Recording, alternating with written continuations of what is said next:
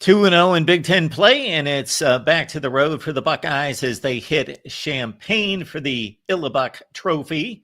We appreciate you being here, the voice of college football. Leave those comments, questions there in the chat. We appreciate your contributions as well. Keep in mind that we keep this thing going based on your support. Steve Hellwagon right next to me, Bucknuts 247 Sports, Ohio State, Illinois. Steve, this one goes back a ways, and you're joining us from somewhere closer to Champaign than your usual stomping grounds. Yeah, I'm actually in Chicago. I'm going to Big Ten preseason basketball meetings today and tomorrow. Today are the women's teams, and tomorrow will be the men's teams. They released a poll for the men's race, and Ohio State checking in at 9th out of the 18 teams. They were 10th last year, so I guess we would say that this is progress. But at any rate, I've got my hands full with that stuff here these 2 days. And then on Friday, I'm going to get in a car and drive down toward Champaign and be ready on Saturday for the noon start. Ohio State versus Illinois at noon on Fox. And Ohio State can ill afford to take Illinois lightly. I mean, this is a pretty good team that Brett Bielema has put together. Obviously, they went on the road early in the season and took care of business at Duke. And then were on the road at Indiana and got blown out 63-10, and came back the last 2 weeks and rebounded pretty good.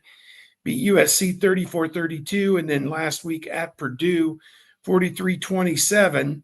So they've shown they can score a few points, but I think that the problem for Illinois is that they're also giving up a few points, and that's not a good thing. Obviously, with Jeremiah Smith, Carnell Tate, and the aerial circus known as the Ohio State Buckeyes coming to town this week, I think that Illinois' pass defense is going to get tested early and often in this one.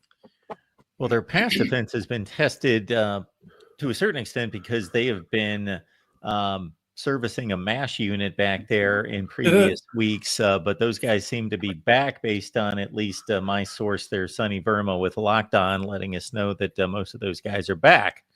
Tony Gerdeman's also back, BuckeyeHuddle.com, the Buckeye Weekly podcast. Hey, Tony. How is it going? We're doing pretty well. How are you?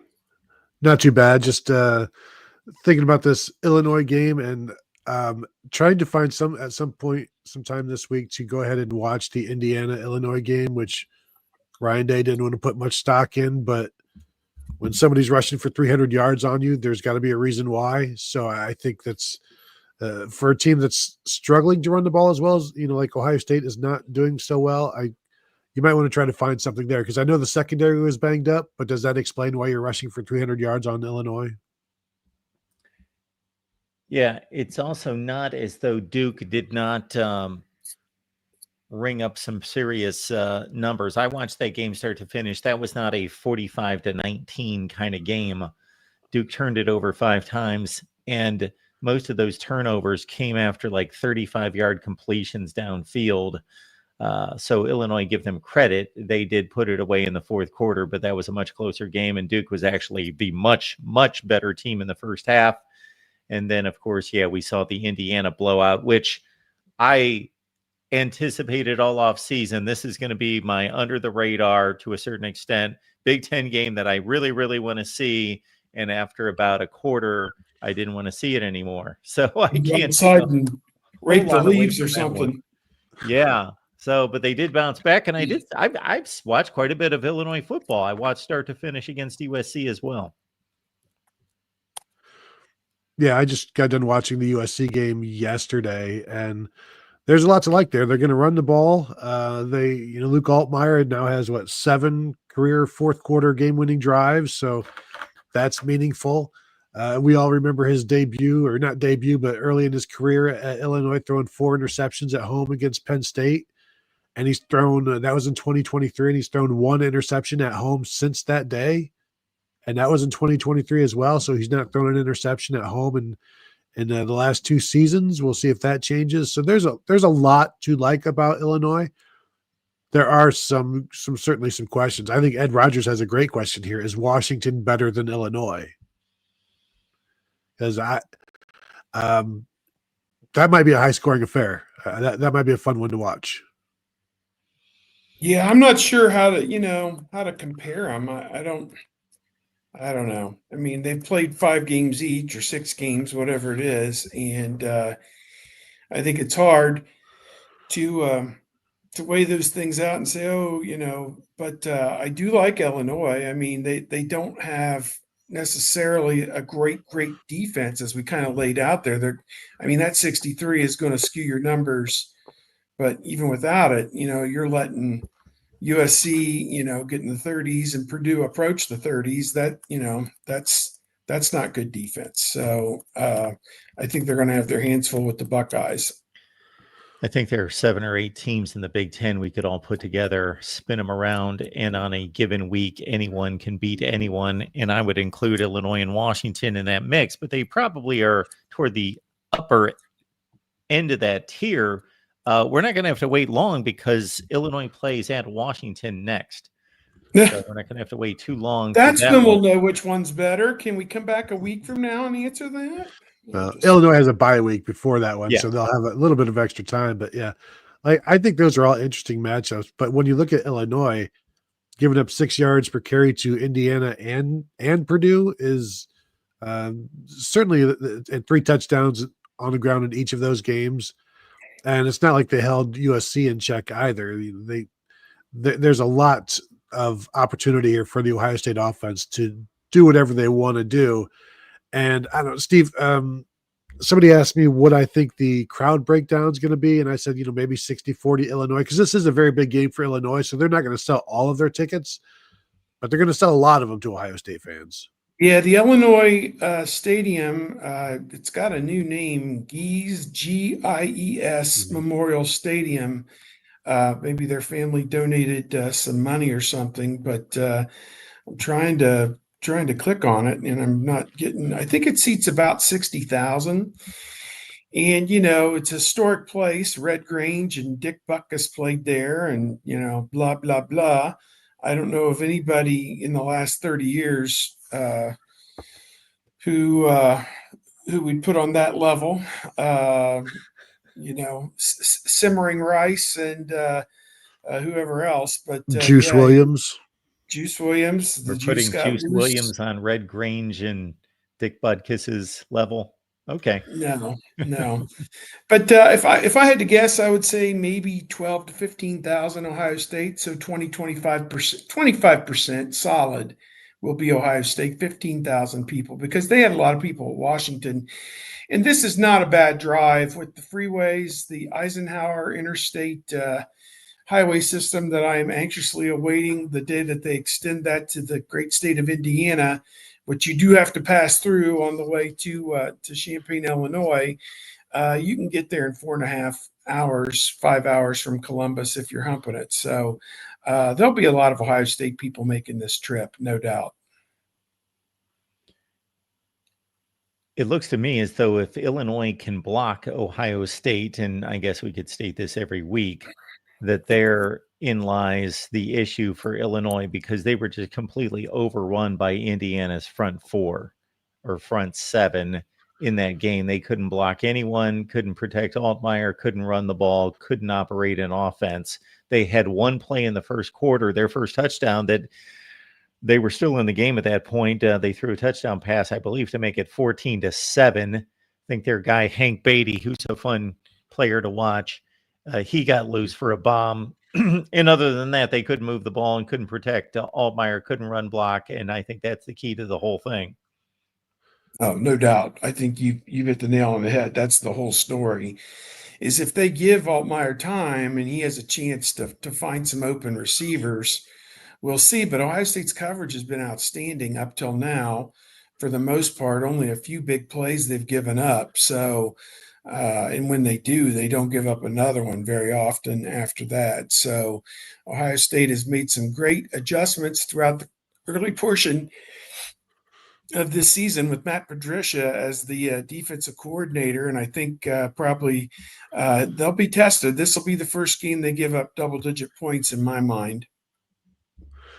Indiana had 10 tackles for loss in that game, and Ohio State's high this season is 9 against Washington and Grambling State. And we saw how dominating they were against DeMond Williams in Washington, and Indiana was more than that against Illinois, and you saw the scores. So, yeah, if Illinois can protect, then they still have to complete the process and then do it 8-9 times over the course of a drive to get to the red zone, where now you're going to have to finish in the red zone in a strong way. And so there's just so many challenges with the Ohio State defense. And yeah, you might get a few plays because we've seen them give up some yards over the middle between the 30s, between the 20s, and they'll give up a drive, and you're like, boy, they're being sliced up, and then you get down into the red zone, and what happens? Things get constricted, and there's nowhere to go, and there's a negative play, and so it's an Ohio State defense that you have to be stellar against for more than just one drive. And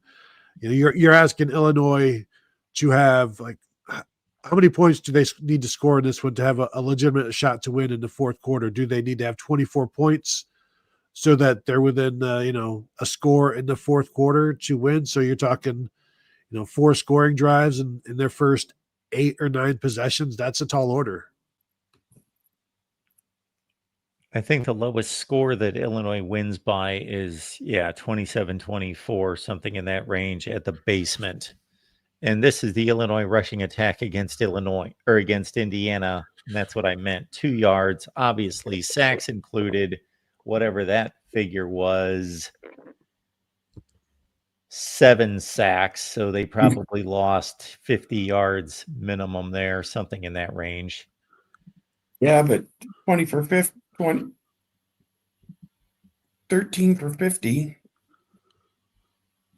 3-4 yards a carry, still not great. So, yeah, to me, this game's going to be one up front, and Ohio State has been pretty dominant up front until now. We'll see if the Ohio State offensive line can create some holes for the run game. You're optimistic watching Bo Jackson, but there needs to be more out of the run game, I think, for Ohio State to truly achieve the level of greatness that they're shooting for. And I don't know if it'll come home to roost for them in this game against Illinois or in a future game, but you got to be able to run the ball when you want to run the ball. And Ohio State has struggled with that at times, particularly in the red zone. They've had a couple stops down there in some games, and that can't happen. The Buckeyes have got to get it in gear, no doubt about it. We saw James Peoples do a little bit there in the fourth quarter, finished 7 for 59, and over his last handful of games, like, he's getting yards, at least yards per carry. 7.4, 6.7 against Ohio, then down to 3 against Washington in 3 attempts, but back up to 8.4 against Minnesota. So maybe he could be a compliment to Bo Jackson, because right now it just seems like C.J. Donaldson has his role, and it's that short yardage, 5 yards and in on the going into the goal line that they like for him. We have seen them do more 2-back sets where you've got C.J. Donaldson like as that blocker. He's not blocking great yet. They're still trying to work on that and expand that. But yeah, I think you just continue to let Bo Jackson grow and continue to let him get comfortable seeing those cutbacks and things like that. That will make it more explosive rather than just going where the play is designed. Let him feel things out and get into a groove, even though he's probably still going to top out at like 14 or 15 carries in any given game. Tony, this is what you alluded to. Purdue ran the ball pretty well down their throats at 6 yards per carry and balanced it out with 50 throwing attempts. So it wasn't like that they obviously got behind in this game and relied on the passing game. But when they did run it, they ran it effectively as well. So everybody's run the ball on Illinois. So if the Buckeyes can't do that, I just think that this is a game where Ohio State obviously has to respect Illinois. They're a capable Mhm. football team. They're one of the roughly 25 best teams in the country, but Ohio State is significantly better. I think the line's pretty close to what it should be at 14.5 the last I checked, but it is on the road. And in name only, it would have in yesteryear had a feel of an ESPN2 noon game. Ohio State going to Illinois and maybe slogging home a 10-6 win. That's happened a few times. Those kind of games. If not 2006 was a rough one. creative or ESPN plus syndication, the forerunner to Big Ten Network. We were all sad in 2006 when ESPN Plus signed off as a ESPN regional television, signed off as a Big Ten provider. It was a sad, sad day, but Big Ten Network's been pretty good for the conference, I would say. They haven't spawned a Big Ten version of Paul Feinbaum yet, which I think would, the presidents of the Big Ten colleges will never allow something as crass and low rent as the Feinbaum show to go on their pristine Big Ten network. But that's my sojourn on that. Instead, this is the first time they're meeting as ranked opponents since 2001, the Stevie B game. And then what else? Illinois hasn't beaten Ohio State since 2007. That was the Juice Williams game. And the Steve Pomone game, 28-21. Some peculiar yellow flags coming out that day against the Buckeyes. And Buckeyes have won, I think, 11 straight games in Champaign against Illinois, something like that, and 9 straight in the series. So it's been one-sided, this Illabuck thing, and they haven't played in 8 years. How do you have a rivalry when you only play them once every 8 years? But they were supposed to play in 2000, but it was canceled due to COVID at the Illinois program. So it was. It's been a colorful rivalry throughout the years, and the Buckeyes just hoping it doesn't get too colorful on Saturday afternoon in Champaign. Well, I tell you what, this is about the best weather you can ever hope to have in Champaign for Ohio State, because any later than this, and it just starts getting cold and wet and windy and dark, and so these are some ideal conditions for the Buckeyes. I remember being there in 2006 in the stands and just like huddled up against the back wall of the press box in the back row, just trying to maintain some warmth while you're watching Ohio State and Illinois just fight it out for some unknown reason. Like, why is this game 10? I think, yeah. Why is this thing even close? And then then the next year, 2007, with one of the most remarkable missed fumble reviews of all time, where I can't even remember which Ohio State running back it was, fumbled down near the Illinois end and shouldn't have been called a fumble, or it was a very bad call, and that was just one of the questionable things that happened that day. But then you know what? Juice Williams is going to run it. Stop him. He's going to keep running it. Just stop him, and they couldn't. They ran a pick play for the winning touchdown, I think, in the end zone. The wide receivers crossed, and the one wide receiver made sure to run directly into the Ohio State defensive back. So that wasn't called. So it was a calamitous day, no doubt about it. And the funny thing was, the Zucker, even when he beats the number 1 team in the country, he can't enjoy it because the players are arguing and fussing back and forth. And then poor Cassie Arner, who was their sports information director at the time, is trying to get him to go on ABC, and he turns at her and starts screaming at her. And, all this is caught on television, the joy of victory. Poor Illinois can't even enjoy a win over the number 1 team in the country on their field. And what was crazy is Ohio State dropped to 7th. And then the Red Sea parted, Kansas, Missouri, LSU, West Virginia, all the teams in front of them went by the wayside, one after another, and here was Ohio State, got elevated all the way back up to number 1 in the final poll, and had West Virginia pulled off that win over Pittsburgh. Pitt was terrible, and Dave Wanstead went into Morgantown and knocked off WVU. Ohio State would have played WVU in New Orleans for the national championship. Instead, they got 2-loss LSU playing a virtual home game there in the Bayou, and that was that. Those West Virginia fans believe that they would have won that BCS championship game. I don't think so. Pat White and Steve Slayton, they didn't screw around. They used to clean a lot of people's behinds, no doubt. Yeah, they did, playing in the Big East. I don't believe so, but we will never know. Yeah, that team was not nearly as good as LSU.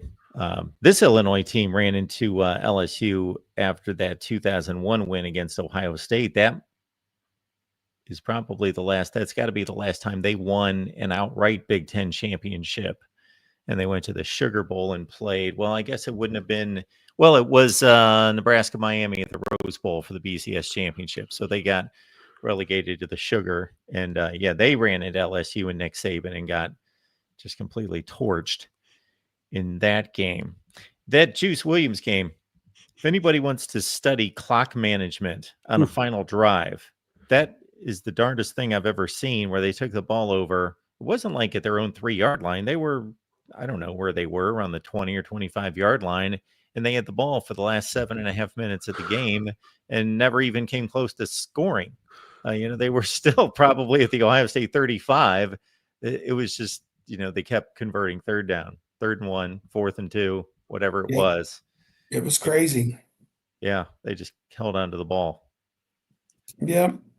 Great Illinois memories. Coop, he dealt with them pretty well, but to a point, lost to him at home in 94. I think they thumped them pretty good in 95 and 96, 97.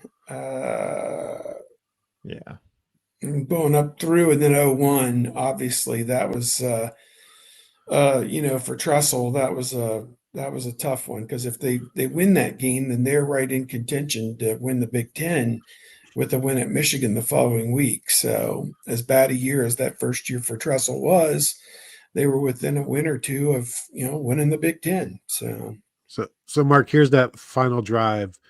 And before that, Illinois had an 11-play, 32-yard drive that lasted 6 minutes in the fourth quarter. So in the fourth quarter, they had the ball for 14 minutes and 2 seconds total. But the final drive, they got it via interception, took over at the Illinois 24, made it all the way to the Ohio State 34-yard line, 16 plays, 42 yards, 8 minutes and 9 seconds.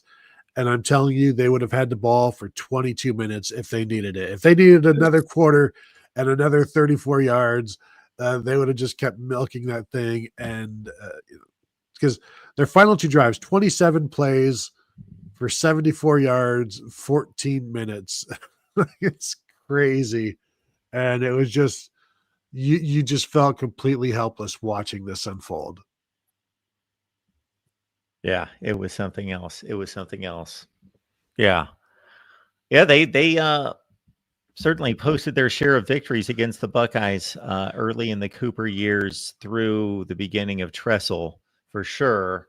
But when Ohio State was on, there were some 56 zips and 49 zips in there as well in the mid-90s. The 99 game, Illinois won big in Columbus in 99. That marginal Ohio State team, that 6-6 team, took like a 45-20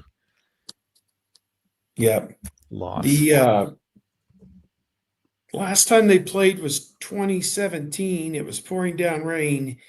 It was the last home game of the season, and my indelible memory is JT Barrett standing out there in the pouring down rain and singing the alma mater, and he's holding the Illibuck. I mean, it was just a perfect image, for him going out, as a winner in his last game at Ohio Stadium, holding the trophy, and it's pouring down rain, and 52-14. My guess is the stands were pretty empty at the end of that one, knowing how Ohio State fans don't like rain or cold. But that was or blowout games. That was also senior day, so you did see some people stick around, and the seniors then went up into the stands. I remember seeing like Jalen Holmes up in there, celebrating, and that was one of those games where, like, for us press box people, it's like, I don't want to go out in the rain, but once you're out there, it's like you're just immediately soaked, so it no longer matters. Like, you're just completely inundated. So you're just out there, and you're seeing like JT Barrett, signing autographs as best he could, and giving away his gloves, giving fives to everybody. And then as I'm following him with my camera up the aisle, this lady is climbing over the railing and just falls flat on her back with a thud. She was completely hammered. She got up. She was fine. She walked up the ramp with the rest of us and just kept going. I don't know. I assume she made it home, but she was feeling no pain at that point. That poor woman. Goodness. Hey, stay on your side of the crowd. Stay on your side of the fence. Don't get onto the field of play, and those things will happen. But that was a memorable after game. I don't know if it was a memorable game because the conditions were terrible. Our buddy Ed also had a question in terms of whether Illinois has any positional unit advantage over Ohio State.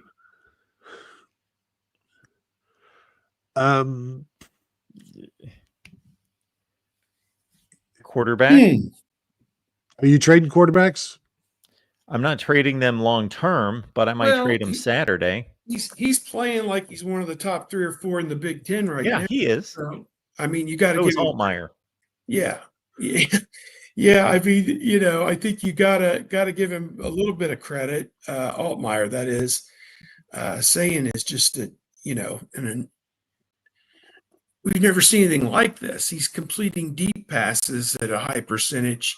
He's now up to like 80% for the season. I mean, it's just it's uncanny, the things that he does. So I'm just trying to look and see if there's anybody. They got a defensive end, Gabe Jackas, or however you pronounce it. Jackas. He's pretty good. And Xavier Scott at corner, but he's missed a bunch. He's done. He's done. He's not going to play the rest of the year, is he? I don't believe so. Yeah. So that hurts. Dylan Rosiak at linebacker. But you know what? Brett Bielema is a pretty good coach. And, the last time he would have teed it up, he beat Ohio State in 2010 against, at Wisconsin. They were number 1 in the country. So, one of his last matchups with Ohio State, he beat them and they were number 1. And the last time Illinois beat Ohio State, they were number 1. So those aren't very good omens, I don't think. It is interesting. Like, I think Luke Altmaier, I think of him as a dual threat quarterback who could run. And yet, this year he's -8 yards rushing because of the protection or lack of protection. No interceptions, completing 73.6% of his passes. All of that's all very good. A lot of experience, is accustomed to being behind, which is something that you can't say for Julian Sayans. So he's got that going for him where, he's like, I'm down by 7. That doesn't bother me. Like, I know what I'm doing. So, but it's like, would you take them against, it's not quarterback versus quarterback. It's quarterback versus defense. Like, are you taking Luke Altmaier versus Ohio State's secondary? No. Are you taking Julian Sayans against Illinois secondary? Yes. And that's it right there. I'm going through these positional units, and I don't promote myself as an expert on Illinois football, but I did see the entire Duke game, the entire Illinois game, or USC game. Wanted to watch the Indiana game, but that got out of hand, so I let go of that at 28-7. And they're a 7 or 8 win football team. They're a decent team. They have really no standout offensive weapons to speak of. They Yeah, they have the guys that Steve just mentioned standing out on defense in the front seven at linebacker in particular. Their positional units are a bunch of 6s and 6.5s. And Ohio State's are 8.5s, 9s, 9.5s. Yeah. Now, I will say keep an eye on number 80, Hank Beatty, who we talked about a little bit. He is the first Big Ten player to, in a season, throw for touchdown, catch touchdown, run for touchdown, and have a punt return touchdown since Steve Breston back in 2003. So that's he'll be wherever. And he did throw the Philly special touchdown last week to, or was it last week? In the USC game to I think it was the USC game. Yeah, to Luke Altmaier. So he's good. He gets open. That'll be an interesting watch between him and Lorenzo Styles Jr. in the slot there. I don't know if you guys got game notes yet because I may be screwing this up, but he also set some type of Illinois/Big Ten like this ridiculous, like 100-year-old record of Red Grange in terms of punt return yardage in a game or something. I think it was one of their out of conference games where they made the other team punt like 11 times kind of deal. His season high was 4 for 133 against Western Illinois. Maybe it was all purpose yards, everything all maybe together. It was that. Something like that's that. Probably what it is. Yeah, could have been. We have more pertinent questions to get to. Yes. Ryan, thank you so much for the contribution there. Who has the better haircut between the two quarterbacks? I don't really I have face blindness, so I know Julian Sands' haircut. I don't know Luke Altmaier's haircut. It's like shaved on the side, and then it's like a mullet. Is the best way I can describe it. It's quite odd. I am from Northwest Ohio, so I might have to go with the mullet just by default because that's my upbringing. So I guess I'll have to go with the Illinois guy. You can take the boy out of Northwest Ohio, but you can't take the Northwest Ohio out. Absolutely. I have a tail right now back here that you can't even see. Hey, I need to know, Beef House. Are you guys in or out on the Tony? If you flip around for us here briefly. No, I'll just leave it back there. It's okay. like the who's it? Clayton from ESPN had the ponytail that you never saw. That's right. Yes. So do you also have videos like, hanging out, listening to heavy metal? I do, breaking but down not for here. Not for here. That's all premium. Ryan, if we're going to take this question somewhat seriously, Julian's saying all day. Julian's saying, yes, he's got the flowing locks. Absolutely. Looking good. And the game to back it up too. Yeah. He can do no wrong right now. I mean, he is he handled it at Washington, and I think that's what gives you the confidence that when he steps on the field on Saturday at 11 a.m. Central Time, it's not going to be overwhelming for him because, Illinois, if their team's good, they support it very heartily, but I don't think it'll be anywhere close to the noise level that he dealt with at Washington. So. No, and we've seen him operate, whether it's the noise. He's ridiculously good against the blitz. So, I don't know how ridiculously good. I don't know how you get to him other than just it's got to be from the front four, and everybody else has to cover well, cover like Ohio State does, and then it's still like, well, I guess I could just throw it up to Jeremiah Smith or Carnell Tate, and they can go do it. Or the fact that you're probably not going to cover Max Clare as well as you thought you could, because we're starting to see him come alive now as well. And he had a hell of a good game against Illinois last year or so, where he had over 100 yards receiving in that 52-49, the shootout that they had. So he's had some success, and other tight ends this year have had success against Illinois as well. So just keep an eye on Max Clare in this one. Doreen, thanks for being here and for being a member for the last 6 months. You can catch Doreen and Minnie on our Ladies of College Football show over on the main channel, 9 p.m. Eastern Time on Sunday night. So Doreen, thanks for hosting that, of course. And Doreen says, good morning, Mark, Tony, and Steve. Great job last night with the voice of college football in Michigan. Mark, God bless. Go Bucks. Yes, I got thrown into action about a half hour before the show. We had some hosts that couldn't make it, and so I showed up in enemy territory expecting the worst, but they were very kind, remembering that I actually looked it up and I hosted the first 146 episodes of that thing. So we talked to Michigan USC, and I did my best to be Michigan analyst for the night. Thanks, Doreen, for showing up. I've got USC in that one this weekend. Too much offense. Really? Too much passing. Yeah, Michigan struggles. They just struggle. I think they're going to go out there and Right. I think it's not like I'm settled or that confident. It's a 2.5 point spread. I believe in USC's favor. So Vegas basically says it's a toss up at a neutral site. So I get it. Yeah, USC is prettier to watch. You'd rather watch a USC game and watch them throw it around. And Mayaba Lemon's an excellent outside threat. They have weapons. Yeah, they're fun to watch. But man, Michigan is Michigan of last year. But Bryce Underwood actually brings a semblance of a passing game. Some semblance. I'll grant you that. Although if they win, if Michigan wins, they're in the playoffs. I think they've got because even if with a loss to Ohio State, they're in my opinion. 10-2. Yeah, if by conventional thinking, you would think, but if their schedule gets compared to a rash of 9-3 SEC teams, especially since they went to Norman and lost by 2 scores, I don't think that brand's going to get left out. But I'm just saying, if it was done above board, they could be in trouble. It will be interesting to see what the committee thinks of the SEC when everybody knows it's down this year.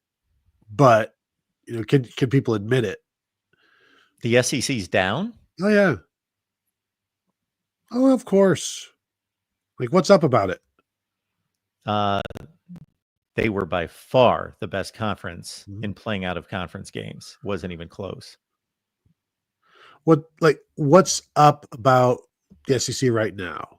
Well, there's no it's not circa 2015 to a couple of years ago where you watch an Alabama Georgia game and say, those are like 2 NFL teams. And is there another team in the country that can match them?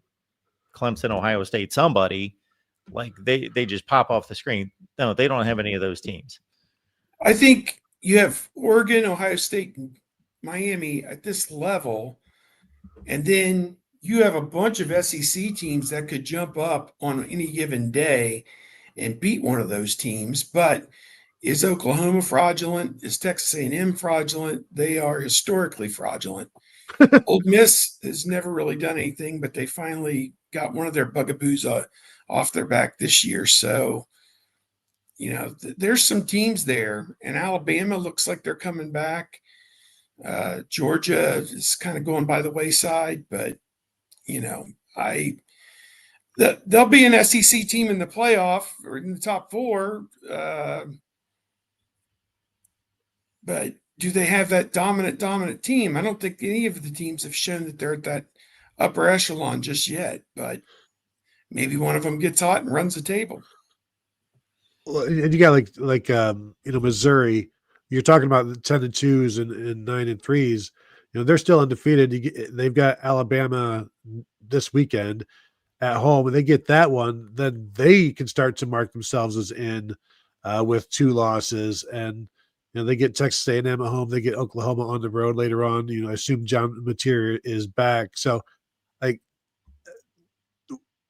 as we're talking about this, what is Michigan's best win if they lose to Ohio State? It's just USC basically, and so then it becomes an Indiana thing from last year, where Indiana got the benefit of the doubt over the 9-3 Alabama, and Miami in there as well, right? But yep.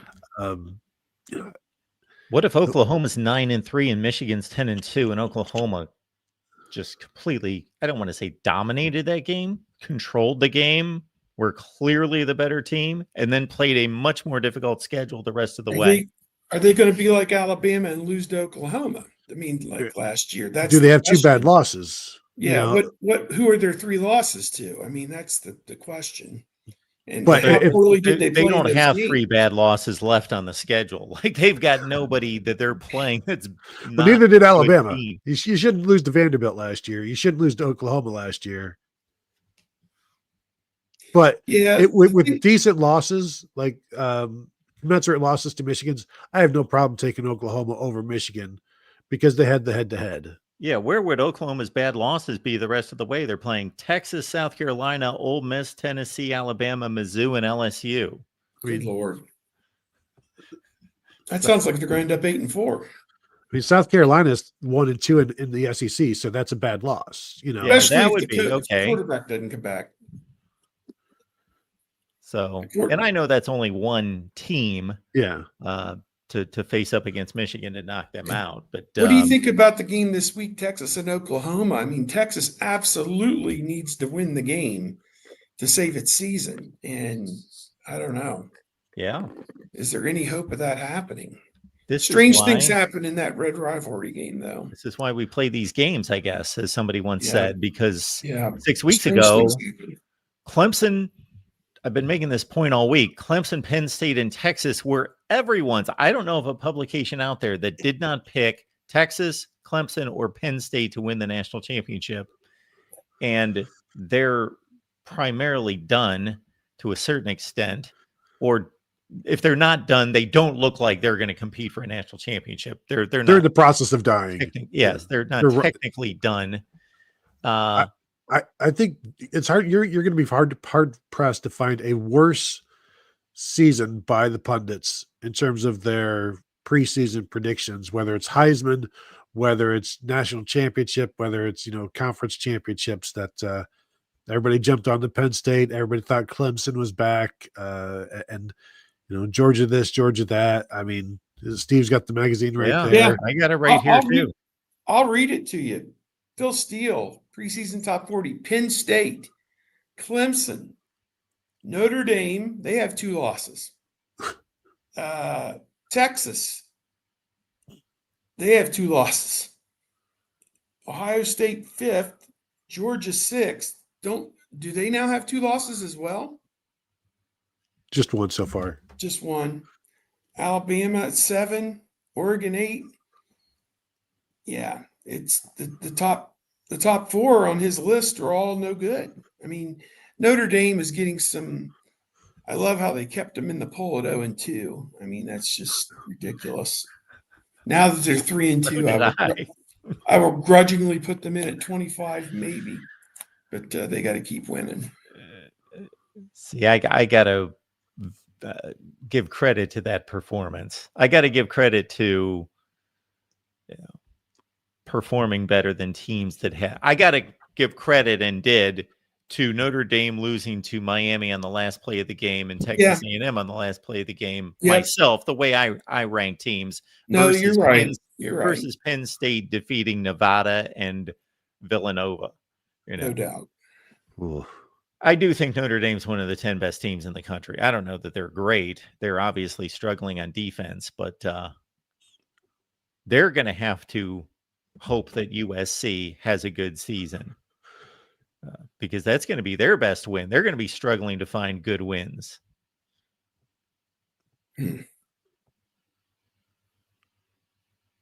Speaking of which, this UCLA Penn State game, how do you guys measure that one out? Well, I saw somebody else ask earlier about Jim Knowles and letting Nico Iamaleava run. And I saw something that Steel Chambers posted online on social media talking about his first year, Knowles' first year. They didn't, the Toledo game, Daquan Finn ran all over them, and they didn't really have a great plan of attack in that first year to stop the running quarterback. But then in years 2 and 3, he and Tommy Eichenberg would be like designated spires at that point. So I'm wondering if Jim Knowles just hasn't gotten to the point of putting in the spy in the Penn State defense yet, because they That was an incredible game to watch, and it should never ever happen.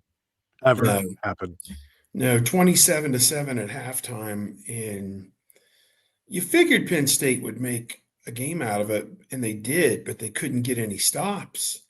They get within 7, and then UCLA would go score. They got within 7, I think, 2 or 3 times, and just couldn't get the stop they needed, and then turn it over there. In the red zone at the end? That was kind of that game got away from me. Like, I knew it was going down to the wire, and next thing I know, I look up and Aller stumbling at the 15-yard line. I'm like, what just happened? I couldn't believe it was over. So I don't know. It was just a perfect storm. Every dog has their day. And I don't know. It just, somebody joked that Tim Skipper is the interim coach. He now has as many Big Ten wins against top 10 opponents as James Franklin does, who's been there 11 years. So, yeah, pretty crazy. And that game further confirmed my thoughts on Drew Aller, who's just a guy and Fraudulent. And anybody that says anything different is just they're speaking from hopery and wishery, because it's not actual data and fact. Ballery. And history. Yeah. Yes. I will give myself I'll put myself in a different category. For the last few years, I've been speaking from I'll call it projection. I've been projecting him to finally break through, but it's not happening. It is not happening. And whose fault is it? I don't know. It's obviously partially his fault, but he just something doesn't click, and he just makes the wrong decisions at the wrong times. He always looks worried. And in that Oregon game, like, Dante Moore never looked worried. He looked like he was in complete control through that entire thing. Yeah. And you can say the same thing about Nico. I just find this UCLA Penn State game to be fascinating from this standpoint. I think it's one of the most significant upsets in recent college football history. Not that athletically there's a huge difference, although there is in terms of productivity, NFL draft selections, all of that. Penn State's supposed to be one of the 3 or 4 best teams in the country, and UCLA, can we categorize teams? Can we find a team that was a 15-point favorite against a group of 5 team and lost by 25 points, and then later, just within the same month, was a 25-point underdog and beat a top 5 team in the country, top 10 team in the country?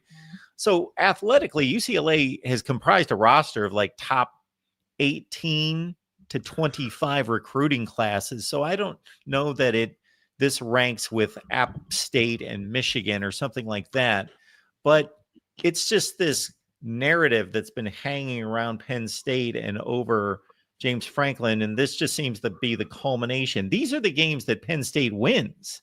They've checked all these off for years and years and years. They beat everyone else in the Big Ten. So this is a new level of ineptitude. Well, give Oregon a half a win for this one, because they didn't get over it, and UCLA took advantage of it and took them to the woodshed. And that's also on coaches, that's on players, that's on the culture of your program, that you don't let one loss beat you again. And it'd have been interesting to watch to see if Ohio State had to play another game the week after the Michigan game to see how their culture responded immediately. We know how it responded with more time, but yeah, this was a tough.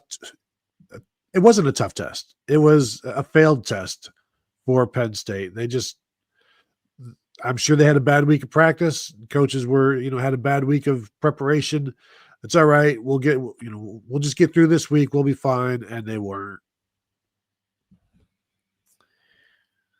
I predict all these games, folks. You can get them on Patreon, and I direct you toward Patreon because you can actually lock in per week. You don't have to sign up for the monthly membership on Patreon. And I did have a rough week last week. 3 of those half-point deals where, I take Kentucky 20.5, they lose by 21. 3 of those. So 7-11 against the spread. My first bad week. I did still hit 18-1 against the money line. So, You can get my picks on Patreon. You can get them on YouTube as well. But again, you can get them per week on Patreon.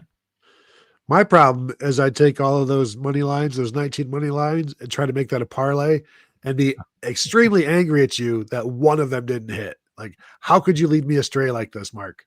Yes, that Penn State lost to UCLA, that I did not see that happening. And I felt Absolutely. very confident about that one, that Penn State was going to cover that one because UCLA wasn't going to score. And then, boy, did they. Yeah. Yes, they did. All right. Yeah, elsewhere in the Big Ten, we've got Indiana taking on Oregon.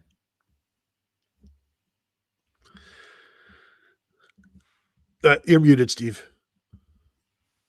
That is a heck of a game. Man, Indiana has just run through everybody pretty much. They're in for a little bit of a rude awakening, I think, out of Oregon, though. I think they're going to find out, this is what – I mean, they play games at Ohio State, so that's similar. But, that Oregon environment's pretty good. So – and plus the travel. We're seeing, again, I don't have the total, but teams traveling 3 time zones are batting about 250 or 300 in these Big Ten games. So it's not gone well. I do wonder if they're getting out there Thursday like Ohio State did this year against Washington. Same with Michigan. And I'll be looking forward to getting done with the Illinois game and then getting in the car and driving back home, listening to Michigan USC to see how that one goes. But I'm fascinated by this Indiana Oregon thing. Is it going to just be a complete failure? Will it live up to the hype? Because I think a lot of people are buying into Indiana right now, but we're like I think they're good, but this is an entirely new test. Like when they went to Ohio State last year, and whatever it was 34-10, I don't really remember the score. It was clear that there were levels to this. And now you're good, but you're not Ohio State good. Right. And now we'll see, Indiana, you're good because they've been great on both sides of the ball. I'm interested to see where Indiana is because I think Oregon is really, really good. Obviously. Tony, you brought up Dante Moore against Penn State. When I jumped on here after the primetime games, my big takeaway from that weekend and from that primetime night of Alabama, Georgia, and Penn State, Oregon wasn't about a team. It was about a player. And I thought and stated here, the most significant breakthrough that I saw this weekend is that we know Dante Moore can play in a big time atmosphere in a big time game because we've been hearing about this kid for years now. Seems like forever that he was a 5-star that went to UCLA, that was pressed into duty, that got a name for himself for throwing pick sixes at bad times. But then he had to sit for a year, of course, behind Dylan Gabriel. And we finally get to see him. We see him for 4 games, but, he's throwing up big numbers against inferior foes. So we want to see him finally play somebody, and he does. And he's spades. He's phenomenal. Well, I think he showed a lot of maturity to redshirt last year at Oregon and learn. And then he's been outstanding. He gets a little wild at times. Like there are things that he's not going to be perfect, but you saw him on the last touchdown pass, like changing his arm angle and just getting a sidearm in there. And he doesn't do that like Dylan Raiola, like because I want to. He does it because he has to at certain times, and he'll make plays. And yeah, he's just a playmaker to me. Like he's a gamer, and yeah, I bought in for sure after that game because it was a tough environment, as we all know. But he was getting hit. He was making plays. He looked like the best guy on the field for most of that game. So it's like I'm a believer. Tony, don't you have a spreadsheet built for the 3 time zone travel games? No, I don't believe that should be an issue. You're all flying first class. You're all charter. Like it's no different than sitting in your apartment. Stop being babies. Like you're sitting in your apartment or you're sitting on a plane. You're sitting somewhere. Like it should not be an issue. And then this is me saying this after having just a terrible day of travel, getting back from Washington, and I'm still wrecked from it. And like these soft players today, Like I come back and I need 2 days of sleep. I'm sick. But I'm not flying a charter. All right. I'm not, getting like Jerry Emig, the Ohio State SID will talk to us about like how, I only decided to have one dilly bar on the flight instead of a second, so that they're being very well catered to and they're getting their massages and whatnot. So I don't know what the records are. I believe Steve, I know that it's not great, but I also wonder how much of that is the opponent rather than just the time zone. Yeah, you'd have to take all that in. You'd have to do an in-depth study and not just throw out a record there and say they're 5-18.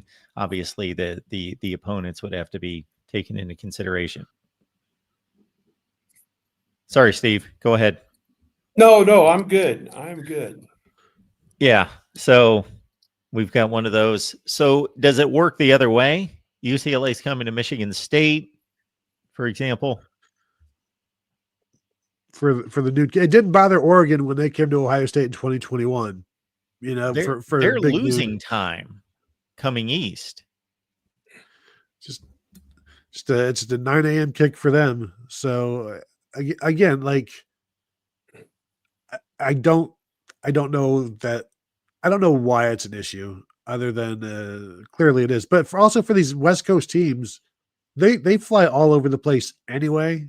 They just they just need to stay on their own time zone, mentally, and go from there because UCLA would fly, I don't know, 8 hours to Washington. So flying is no big deal to them.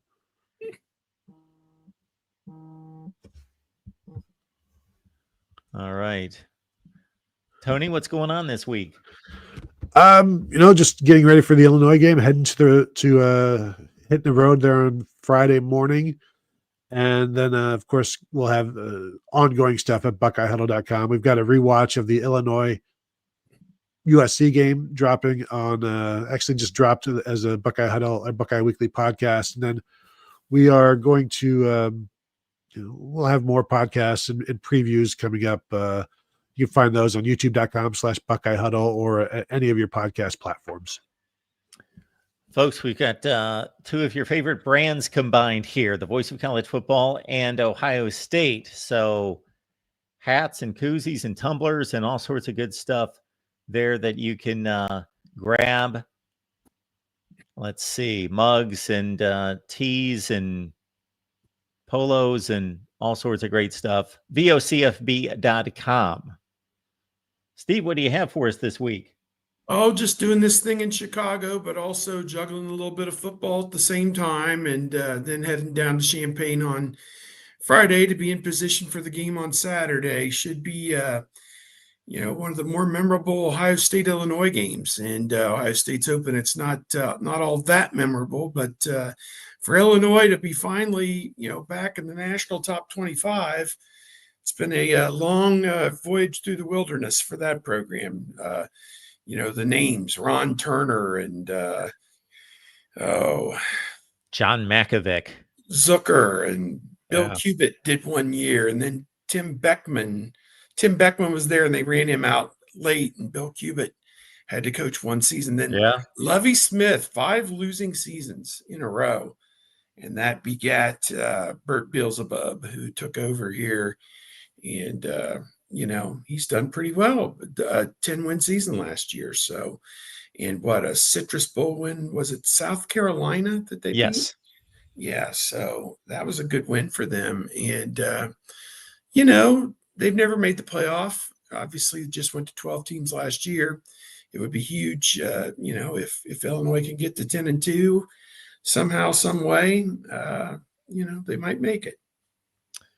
Right, Steve. Appreciate you being here. And, of course, encourage everyone to stop on back next Wednesday, 11 a.m. Eastern time for our Buckeyes live show. In the meantime, check out Steve's work at bucknuts.com.